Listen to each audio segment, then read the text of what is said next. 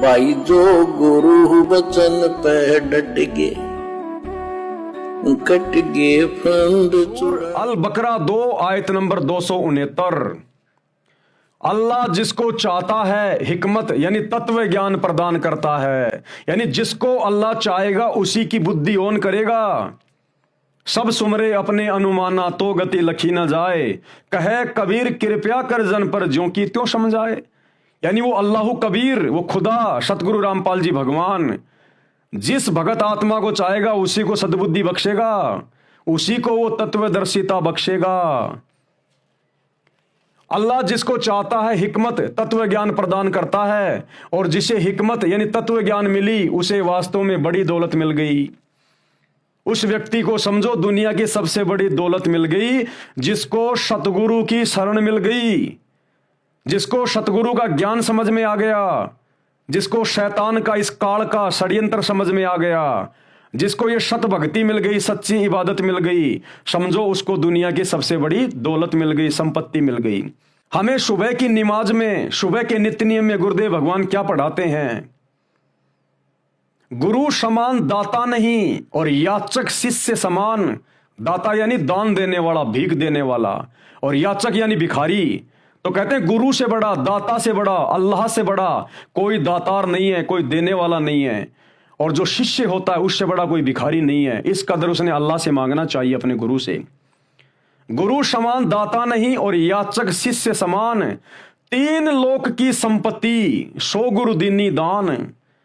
ये जो हमें बीज मंत्र दे दिए, हमें जो दीक्षा दे दी, सुमरण के लिए जो जाप दे दिया, कहते हैं ये 3 लोक की सबसे बड़ी संपत्ति है, सबसे बड़ा धन है ये जो गुरु ने तुझे प्रदान कर दिया। तो वही बात यहां कही जा रही है, उसे वास्तव में बड़ी दौलत मिल गई, यानी जिसको तत्वदर्शी संत की बाखबर की शरण मिल गई उसे वास्तव में बड़ी दौलत मिल गई।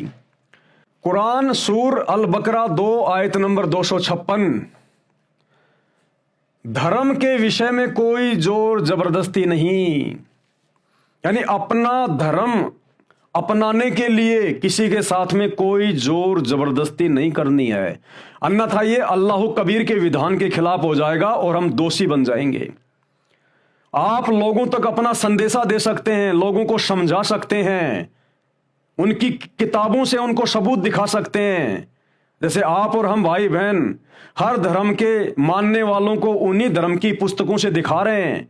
हिंदुओं को 4 वेदों से और गीता जी से और पुराणों से दिखा रहे हैं कि ब्रह्मा विष्णु महेश पूर्ण परमात्मा नहीं है, ये भी शैतान के अंडर में है।